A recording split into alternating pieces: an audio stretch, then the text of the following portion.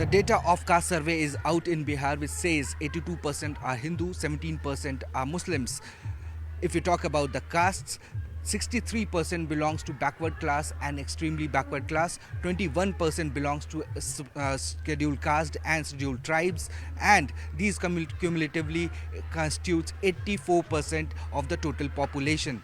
We are here at Hajipur, 20 kilometers away from the capital Patna, to know more about what the people here thinks. There was a statement that was given by Lalu Prasad in the past saying that Panchphorna, that is the spices, makes the food tastier. Panchphorna are the five caste of people that belongs to extremely backward class, and we have managed to gather all the five castes here which belongs to EBC class. We have general class as well, which is 15.5% of the total population, and other from SC STs, all of them have gathered here, and we'll try to get a sense of what they think, how this caste survey is going to be beneficial to them. क्या लगता है जो cast सर्वे हुआ है इससे क्या और आप लोगों को फ़ायदा मिलने वाला है? अपना नाम बताएं। मैं शिव शंकर राय, ग्राम पंचायत राज गोस्पी इजरा के मुखिया सह उपाध्यक्ष, जिला प्रखंड संघ यादव हैं। और हम धन्यवाद करूंगा माननीय नीतीश जी एवं लालू जी, जो इन्होंने अभी जो कल महात्मा गांधी जयंती के उपलक्ष्य पे जो जनगणना का जो सर्वे हुआ उसका जो है ओपनिंग की मैंने पूरा प्रकट किए हैं। इसके लिए मैं उनको बहुत बहुत धन्यवाद देता हूँ। और रह गया हमारे यादव समाज का, यादव समाज जब हमने पूरे बिहार में 15% से एवं मैं हूँ, और जो भी सर्विस में हो या जो राजनीति में हो, वहाँ हमारे सर्वे से लोगों से ज़्यादा मेरा हमको उसमें आरक्षण मिलना चाहिए और सर्विस में मिलना चाहिए। मगर जो तरह से जो सर्वे होता है, लेकिन हमारे यादव समाज का उस तरह से विकास नहीं हो पाता है, उस तरह हमारे हक हिस्सा नहीं मिलता है। विकास नहीं हो पाता है तो इसका कारण क्या है? आपकी सरकार है, आपके ही नेता यहाँ पे ऊपर कुर्सी पे बैठे हैं, जदयू राजद की सरकार है, विकास क्यों नहीं हो पाता? आप मुखिया हैं, आप भी यादव कम्युनिटी से हैं, 14% से ज़्यादा आपकी पॉपुलेशन है, रिप्रेजेंटेशन है, डिप्टी सीएम आपके कास्ट के हैं, तो फिर विकास क्यों नहीं हो पाता? विकास नहीं होता है जो यहाँ तो भाई राजनीति की बात है। केंद्र सरकार, राज्य सरकार, सारे लोग जो है अपने अपने वोट की राजनीति सीखते हैं। अभी भी हम लोग जो केंद्र सरकार हमारे 15% जो 15वीं वित्त का है उसमें भी हम लोग कटौती कर दिए। हम लोग क्या करेंगे? अभी 10 लाख 11 लाख हमारे पंचायत में आया है, ऐसे करके हर पंचायत में आया है। ये 10-11 लाख में क्या होता है? रह गया हमारे खस्टम का भी हमारे राज्य सरकार से अभी तक हम लोग जो है मुहैया नहीं हो पाया है। क्या इससे ऐसे पंचायत में लोगों का विकास हो पाएगा? नहीं हो पाएगा। रहा उच्च स्तरीय बात है, इस पर हम लोग ज़्यादा विशेष नहीं बोलना चाहूँगा, लेकिन हम लोग जिस हिसाब से मेरा सर्वे में हम 15% से एवं है, इसलिए हमारे हर चीज़ हमारे हक के हिसाब से मिलना चाहिए, और इसके लिए हम लोग की लड़ाई लड़ना होगा, हम लड़ते रहेंगे। आपका नाम क्या हुआ? संजय कुमार सिंह। क्या करते हैं आप? हम तो खेती गृहस्थी करते हैं। अच्छा, आप किस जाति से हैं? डांगी जाति से हैं, जो ईबीसी में आता है। ईबीसी में। तो आपको लगता है कि जो ईबीसी के लिए केंद्र सरकार भी काम कर रही है, विश्वकर्मा योजना आया, उससे आप लोगों को बेनिफिट मिल रहा है, या फिर आप लोग चाहते हैं कि और भी फ़ायदा मिले? बेनिफिट तो मिल ही रहा है कुछ, लेकिन जो आधार पर हम लोग का जनसंख्या है उस तरह से मिलना चाहिए, और राजनीतिक से लेकर के और नौकरी तक कहीं मिलना चाहिए। लालू जी ने बोला था पंचफोरना खाने को बहुत टेस्टी बना देता है। आप लोग पंचफोरना में आते हैं, आपका नाम बताइए।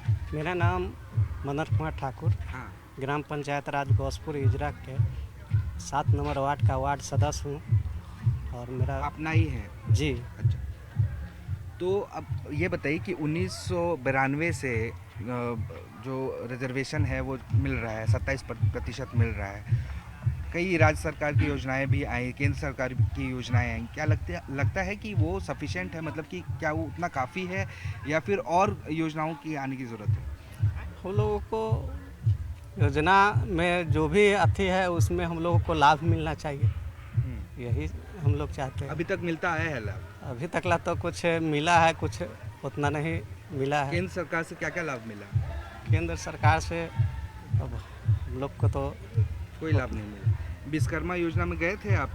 जो अभी हुआ था विश्वकर्मा योजना, उसमें नहीं गए थे? वो सब हम लोग को सूचना नहीं था। अच्छा, सोचना नहीं था। तो और राज्य सरकार क्या की है आपके लिए? लालू प्रसाद यादव 1990 से हम मुख्यमंत्री लोग थे। को तो अब अभी कुछ नहीं फायदा मिला है, तो नीतीश कुमार से भी कोई फायदा नहीं मिला अभी तक आप लोगों को। तो अब अगली बार 2024 में जो चुनाव होने वाला है, किसका साथ देने वाले हैं केंद्र में? वो तो सर समय के अनुसार बताएंगे। आप लोगों को क्या क्या फ़ायदा मिला है? क्या लगता है सबसे कम है, पहले- ज़्यादा है या फिर और की सबसे ज़रूरत पहले मैं आपको धन्यवाद ज्ञापन करता हूँ। और जो जाति आधारित जो जनगणना है, आदरणीय लालू जी के नेतृत्व में नीतीश कुमार और तेजस्वी यादव जो इन्होंने आंकड़े का जुटाने का जो काम किया है, वो सबसे बेहद और ख़ास मतलब बिहार के लिए किया है। इससे यह पता चलता है किस जाति का कितना लोग है, और उसी के हिसाब से आरक्षण देकर उसको सशक्त बनाया जा सकता है। आपका नाम क्या हुआ? आप क्या सोचते हैं जो कास्ट सर्वे का रिपोर्ट आया है वो फ़ायदा होने वाला है उससे या फिर ये बैकफायर करने वाला है जदयू पे? देखिए, मेरा नाम पंकज चौहान हुआ। हम स्थानीय जर्नलिस्ट भी हैं और ये आसपास की समस्याओं को भी बराबर देखते रहते हैं। जिस तरह से ये जातीय गणना किया गया है बिहार में, एक मिसाल तो बना है, लेकिन जातीय गणना में बहुत कुछ चूक दिखाई दे रहा है कि बहुत सारे लोग हैं जो जातीय गणना सही ढंग से हो नहीं पाया। अगर सही ढंग से होता तो और इसकी आंकड़ा बढ़ती और जो जनसंख्या था और बढ़ता। बहुत सारे लोग बिहार के बाहर रहते हैं, वो लोग भी इसमें शामिल नहीं हो पाए हैं। हालांकि जातीय गणना पे जिस जाति की जो दिखाया गया है, तो अगर वो जाति की संख्या ज़्यादा है, अगर उसके प्रति विकास की भावना सरकार ने नहीं देखा है, तो उसको विकास की तरफ लिया जाए। और रहा राजपूत ब्राह्मण का, तो राजपूत ब्राह्मण का जो आंकड़ा है वो तो दिखाई दिया कि इतने % हैं यहाँ पे, लेकिन उसका क्या विकास होगा वो तो आपने राजपूत ब्राह्मण की बात करी। 2011 के जो सेंसस का जो रिपोर्ट था, उस समय बिहार का जनसंख्या 10 करोड़ से ऊपर था। उस समय 17% रिजर्वेशन जो पॉपुलेशन थी वो सवर्ण जाति की थी। इसमें 13 करोड़ से ऊपर की जनसंख्या दिखाई गई है और पॉपुलेशन घट के हो गया है 15.5%। ये हो गया, तो घटने का इसमें आंकड़ा दिखाया गया है। इससे क्या लगता है कि आप लोगों को, आप तो इस पे शक कर ही रहे हैं कि ये डेटा सही नहीं है। दूसरा कि लगता है कि अब मेजॉरिटी में कोई और है, माइनॉरिटी में अब सवर्ण आ गए हैं। देखिए, जहाँ तक ये जनगणना जो जातीय किया गया, इसमें जो भी लोग बाहर हैं उसकी गणना में, उसको गणना में शामिल नहीं किया गया। उस तरह की बात होनी चाहिए। जनगणना किया गया तो सीधे आकर के आंकड़ा लिख लिया गया कि इतने इतने लोग मेंबर रहते हैं। उसका करना चाहिए कि जो उसके पास आधार कार्ड है, उसके आधार पे कि प्रत्येक व्यक्ति का आधार कार्ड भी लिया जाता, तो सही एक तरह से आंकड़ा निकलता कि आधार कार्ड इस घर में इतना है और इतने लोग की जनगणना किया गया है। लेकिन यहाँ तो मौखिक रूप से सभी लोग लिख के निकल गए हैं। तो जिस तरह से जातीय गणना में ब्राह्मण और राजपूत की संख्या कम दिखाया गया है, इससे सही नहीं लगता है कि आंकड़ा सही है। So the general class people, they are thinking that the survey that was done was not accurate. We'll try to speak with more people here. क्या लगता है कि जो इकोनॉमिक स्टेटस है, जो आप लोगों की आय होती है, इनकम होती है, उसके हिसाब से रिजर्वेशन मिलना चाहिए या फिर सबको मिल जाना चाहिए? नहीं, जिसको ज़्यादा है उसको नहीं मिलना चाहिए। क्या ज़्यादा है? जिसको ज़्यादा संख्या है उसको मिलना चाहिए ज़्यादा। संख्या जिसकी ज़्यादा है उसको मिलना हाँ। चाहिए। अच्छा, मतलब कि आय के अनुसार नहीं मिलना चाहिए। आप क्या सोचते हैं इस पे? आय के अनुसार मिलना चाहिए। सभी जाति में आय कम और ऊंच नीच होता है, तो सबसे जो कमज़ोर वर्ग के लोग हैं, जिनका निम्न आय है, उनको ज़्यादा लाभ होना चाहिए। मतलब किसी निचली जाति में भी बहुत आय है, हाँ, बहुत तो कम उनको आय है। वो लाभ नहीं मिलना चाहिए। और कोई अगली जाति का है, उसका आय कम है, तो उनको भी लाभ मिलना भी चाहिए। लाभ वास्तविक लाभ उनको भी मिलना चाहिए। सभी लोग सामाजिक रूप से सबको लाभ मिलना चाहिए। अब चर्चा ये हो रही है कि पूरे देश में ये जाति कास्ट बेस्ड सर्वे होना चाहिए। क्या लगता है कि ये राजनीति है, क्योंकि 2024 आने वाला है, चुनाव होने वाला है, ये राजनीति के हिसाब से हो रहा है या फिर सच में ज़रूरत है कि जो एक्चुअल फिगर है वो आना चाहिए? बिल्कुल एक्चुअल फिगर आना चाहिए, और जब फिगर आएगा तब ना समझेंगे अपने आप उनका महत्व क्या है, उनकी संख्या क्या है। और जब संख्या की पता होगी तब वो सरकार से मांग करेंगे कि हमारी जितनी आबादी है उसके हिसाब से हमारी हिस्सेदारी होनी चाहिए। हर कोई लगा है कि जो ईबीसी का वोट बैंक है उसको किस तरह से अपने पास लाया जाए, चाहे वो जदयू हो चाहे राजद हो, और बीजेपी भी हर जगह प्रोग्राम कर रही है। क्या लगता है ईबीसी क्या वल्नरेबल ग्रुप है, किसी को भी वोट दे सकता है, कैसे देगा हाँ, ये वोट? तो फ्री है, कैसे देगा वोट? ये तो फ्री है, किसी को भी दे सकता है, लेकिन जो काम करेगा ईबीसी के अब छोटी सी समस्या, हम दांगी जाति से आते हैं।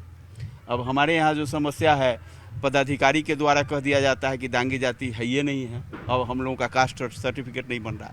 तो एक संख्या का पता चल गया कि हम भी वास्तव में हमारी संख्या क्या है, हम कितनी हैं, और हम चाहेंगे कि एकजुट होकर के हम इसके लिए आगे लड़े, सरकार से मांग करें कि हमारी जो मांग है, हमारी जो आबादी है उसके हिसाब से हिस्सेदारी भी होनी चाहिए, और हमारा जो काम जैसे अभी जाति अथी में आय प्रमाण पत्र नहीं बन रहा है, जाति प्रमाण पत्र नहीं बन रहा है, तो ये तो सबसे बड़ी गलती है। हमको ईबीसी में रख दिया गया, लेकिन प्रमाण पत्र ही नहीं है, तो हम लाभ क्या उठा पाएंगे? नहीं उठा पाएंगे। 2024 में किसको वोट करने जा रहे हैं? 2024 में जो हम अति पिछड़ा से आते हैं, इसलिए जो अति पिछड़ा का काम करेगा उसको हम वोट देंगे। काम तो सभी कोई कर रहे हैं, सभी करेंगे, करने के लिए। प्रधानमंत्री भी अति पिछड़ा से ही आते हैं, दिखावे के लिए उनका हम कैसे कर दें कि उन्हें वही हमारा काम करेंगे और उन्हीं को सपोर्ट करेंगे? ऐसी बात नहीं है। केंद्र के काम से आप खुश हैं? बिल्कुल नहीं है खुश, बिल्कुल खुश नहीं है। राज्य के काम से खुश हैं? बिल्कुल नहीं है।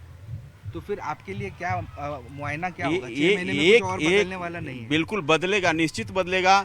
और ये जाति जनगणना जो हुआ है, इसमें पिछड़ा अति पिछड़ा एक होगा, निश्चित होगा, और एक होगा तो एक नया मिसाल कायम करेगा। नया मिसाल आप भी यही मानते हैं, या आप भी चाहते हैं कि जो जिसकी संख्या ज़्यादा है उसका रिप्रेजेंटेशन ज़्यादा हाँ, हम भी यही चाहते हैं कि जिसका संख्या ज़्यादा हो उसमें। So we have a mixed reaction here. This youth wants to speak something.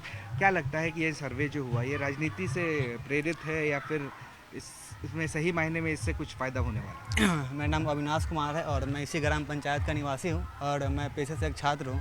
हाँ, जैसा कि आप जानते हैं कि अगले साल ये लोकसभा का चुनाव होने वाला है, तो ये भी एक मुद्दा हो सकता है। और जैसा कि उन्होंने बताया कि यह जो सरकार ने जो ये आंकड़ा जारी किया है, ये जो है प्रत्यक्ष रूप से ये आंकड़ा जो नहीं लिया गया है, और अगर ये आंकड़ा प्रत्यक्ष रूप से लिया जाता तो इस मतलब हमारे बिहार में कितने जाति की संख्या, कितनी संख्या है, कितनी जाति के लोग को ये बेहतर तरीके से पता चल पाता।